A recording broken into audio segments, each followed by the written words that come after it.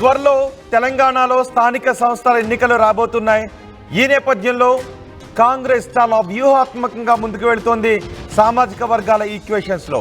అందులో బీసీలకు పెద్ద పీట వేయబోతోంది. క్యాబినెట్ ఎక్స్పాన్షన్ ఉండబోతోంది. బీసీలకు ఒకరికి ఉప ముఖ్యమంత్రి పదవి కూడా వచ్చే అవకాశాలు ఉన్నట్టుగా తెలుస్తోంది. ఈ ప్రతిపాదనను ఢిల్లీ దగ్గరకు తీసుకువెళ్తున్నట్టుగా తెలుస్తోంది రాష్ట్ర కాంగ్రెస్. ముఖ్యమంత్రి కూడా ఈ ప్రతిపాదనను కేంద్ర కాంగ్రెస్ దగ్గరకు తీసుకువెళ్ళబోతున్నారు. ఏఐసీసీ ముందు ఈ ప్రతిపాదనను పెట్టబోతున్నారు. బీసీలకు ఇప్పటికే సొంతంగా 42% టికెట్లు ఇవ్వాలి అని కాంగ్రెస్ నిర్ణయం తీసుకుంది. బీసీలకు ఎక్కువగా స్థానిక సంస్థల్లో సీట్లు ఇవ్వాలి అని. ఒకవేళ రిజర్వేషన్ వచ్చినా రాకపోయినా, బిల్లు వచ్చినా రాకపోయినా, కాంగ్రెస్ మాత్రం రాష్ట్రంలో 42% స్థానిక కోటాను ఇవ్వాలి అనే నిర్ణయం తీసుకుంది.